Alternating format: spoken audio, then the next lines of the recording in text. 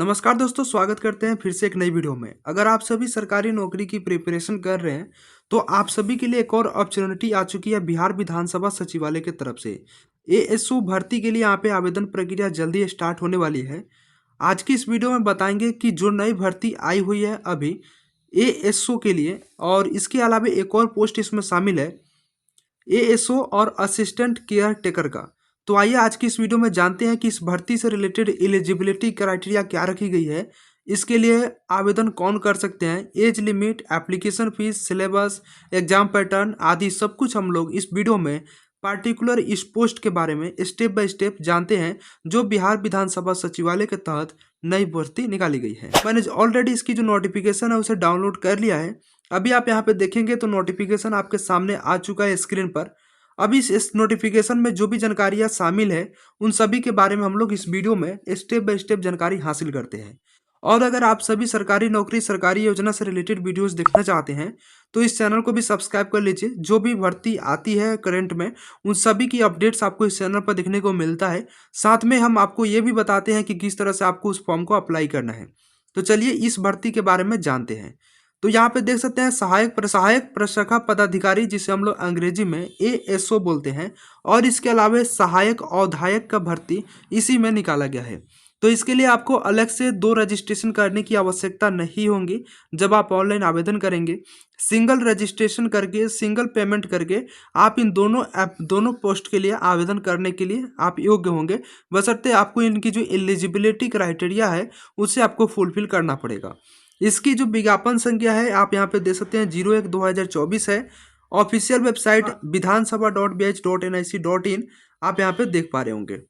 Registration यानी apply process जो कि स्टार्ट हो जाएगा 29 जनवरी 2024 11 बजे दिन से। साथ में ऑनलाइन आवेदन करने की जो अंतिम तिथि रखी गई है 15 फरवरी 2024 तक रखी गई है। आवेदन शुल्क भुगतान करने का जो डेट है अंतिम तिथि 17 फरवरी 2024 है। वेतन भी आपको इसमें काफ़ी अच्छा खासा इसमें रहने वाला है, क्योंकि इसमें लेवल 7 की जो सैलरी है वो आपको देखने को मिलेगा सहायक प्रशाखा पदाधिकारी के लिए। सहायक औधायक का एक और इसमें जो कि पोस्ट है इसके लिए वेतन स्तर 4 रखा गया, यानी पे लेवल 4 है। और जो कि सहायक प्रशाखा पदाधिकारी की बात की जाए तो इसमें आपको 44,900 से लेकर के 1,42,000 प्लस इसमें सैलरी देखने को मिलेंगी। और इसमें आपको अन्य अनुमान भत्ते भी आपको इसमें देखने को मिलेंगी, तो ये भी आप ध्यान में रखेंगे। सहायक और अधायक में आपका 25,500 से लेकर के 81,100 की सैलरी आपको इसमें देखने को मिलेंगे। इसमें भी जो अनुमन्य भत्ते आते हैं वो भी आपको देखने को मिलेगा। आवेदन तिथि और पेमेंट फी अप्लाई करने की काफ़ी मतलब जो डेट है वो मैंने आपको बता दिया है। अब हम लोग पोस्ट जान लेते हैं कि कौन से कैटेगरी के उम्मीदवारों के लिए कितना वैकेंसीज इसमें जारी किए गई हैं, तो उसके बारे में हम लोग जान लेते हैं। तो इसके लिए आप यहाँ पे देख पा रहे होंगे सहायक प्रशाखा पदाधिकारी। सबसे पहले पोस्ट नेम देख लीजिए। सहायक प्रशाखा पदाधिकारी के लिए कितनी पोस्ट है, कौन से कैटेगरी के उम्मीदवार के लिए। अनारक्षित वर्ग से आप आते हैं जनरल से, तो इसमें आपके लिए 0 सीट है, मतलब जनरल कैटेगरी वालों के लिए 0 सीट है। और अगर आप आर्थिक रूप से कमजोर वर्ग है, ईडब्ल्यूएस आते हैं, तब आपके लिए यहाँ पे 4 सीट जो कि रखा गया है। एससी कैटेगरी जो कि अनुसूचित जाति के लिए 13 सीट है, अनुसूचित जनजाति के लिए 2 सीट है, अत्यंत पिछड़ा वर्ग ईबीसी के लिए 20 सीट है, और पिछड़ा वर्ग बीसी के लिए 11 सीट है। टोटल जो पोस्ट है 50 सीट है। और इन्हीं सभी पोस्ट में से जो कि यहाँ पे देखेंगे 35% जो महिला के लिए जो सीट है वो रिजर्व किया गया है इन्हीं सभी सीटों में से। इसके अलावा आप अगर यहाँ पे देखेंगे तो और भी जानकारी खंड ख में दिया गया है कि अगर आप यहाँ पे सामान्य प्रशासन विभाग के ज्ञापक संख्या 962 और यहाँ पे इतना डेट के द्वारा दिव्यांग अधिकार अधिनियम 2016 के अंतर्गत अगर आप दिव्यांग है, अंध एवं निम्न दृष्टि से दिव्यांग है, तो आपके लिए 1 सीट रिजर्व है। और अगर आप बधिर और श्रवण शक्ति में हराश्र दिव्यांग है तो 1 सीट है। इसके अलावा अगर आप स्वतंत्रता सेनानी के नाती नतनी पोता पोती है तो आपके लिए 1 सीट यहाँ पर रिजर्व है, वो भी जानकारी दिया गया है। दूसरा जो पोस्ट है सहायक औधायक, और इसमें जो कि पोस्ट जो रखा गया है आप यहाँ पे देखेंगे सहायक औधायक के लिए अनारक्षित वर्ग के लिए इसमें 2 सीट रहने वाला है। और आर्थिक रूप से कमजोर वर्ग यानी ईडब्ल्यूएस के लिए जो कि इसमें 0 सीट यहाँ पे रहने वाला है। सीट है। अनुसूचित जाति एससी के लिए 0 है, अनुसूचित जनजाति के लिए 0 है, इसमें ज़्यादा पोस्ट नहीं है। अत्यंत पिछड़ा वर्ग ईबीसी के लिए 1 सीट है, और पिछड़ा वर्ग के लिए 1 सीट है। टोटल इसमें 4 पोस्ट है।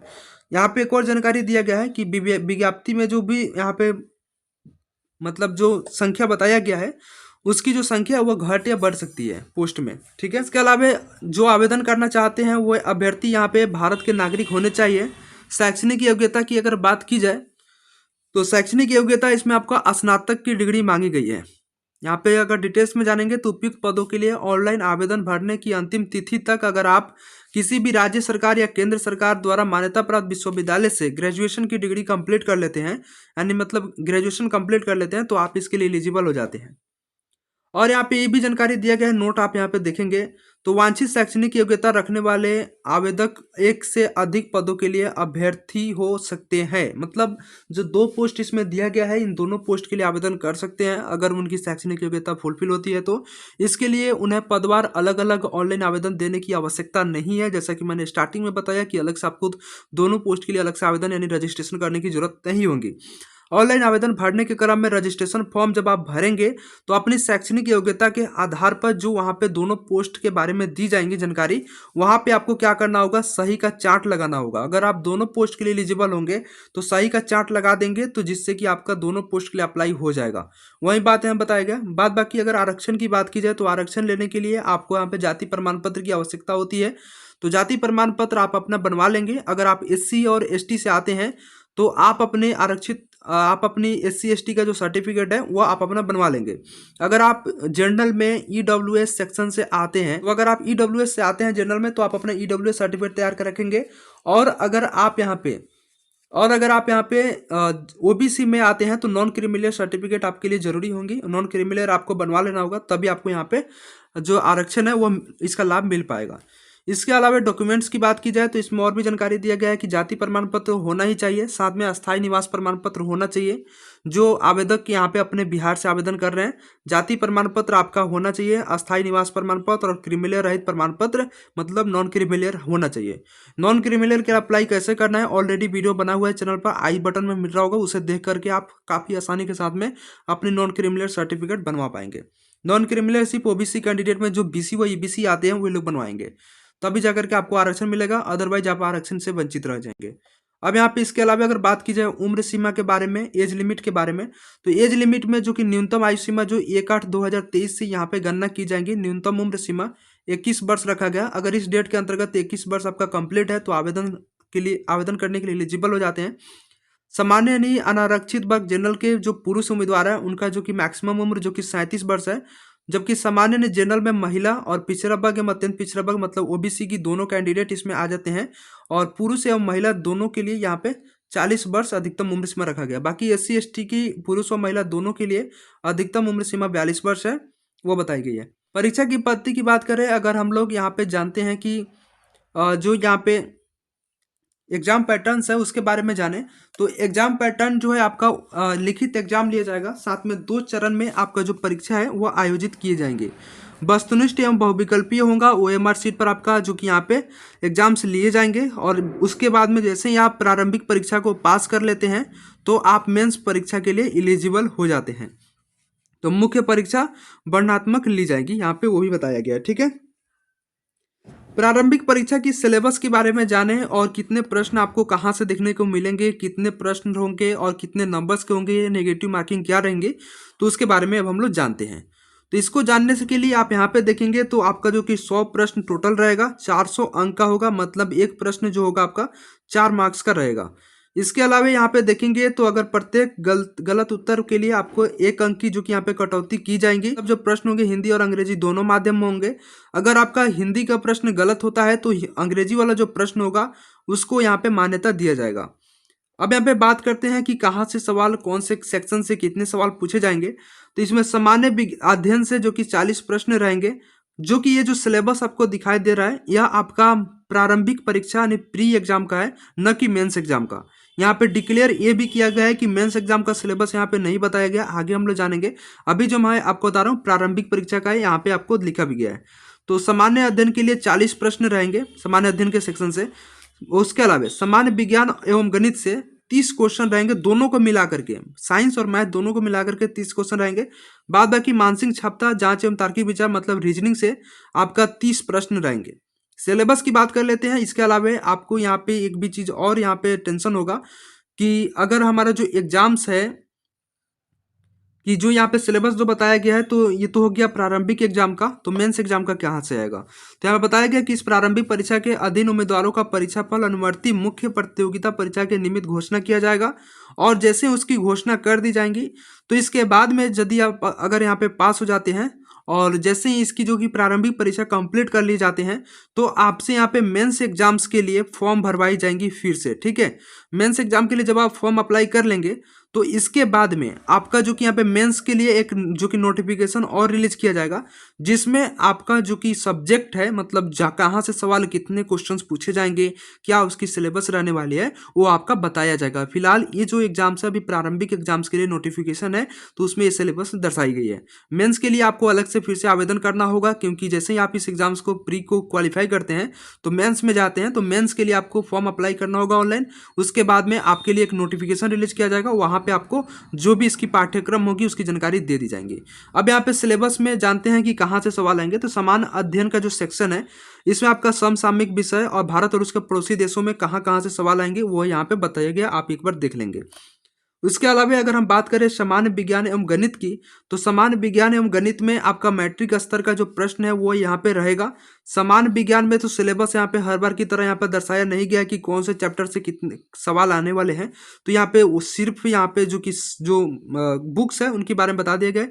भौतिक शास्त्र यानी फिजिक्स से, केमिस्ट्री और बायोलॉजी से सवाल रहेंगे। गणित में बताया गया कि कौन से चैप्टर से सवाल रहेंगे, संख्या पद्धति, नंबर सिस्टम से रहेंगे।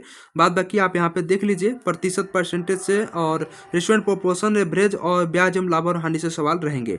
इसके अलावा रीजनिंग की सिलेबस भी यहाँ पे दिया गया है। सादृश्य मतलब यहाँ पे शाब्दिक और गैर शाब्दिक, नॉन वर्बल और वर्बल से यहाँ पे सवाल भर भर के आएंगे। 30 क्वेश्चन यहाँ पे देखने को मिलेंगे।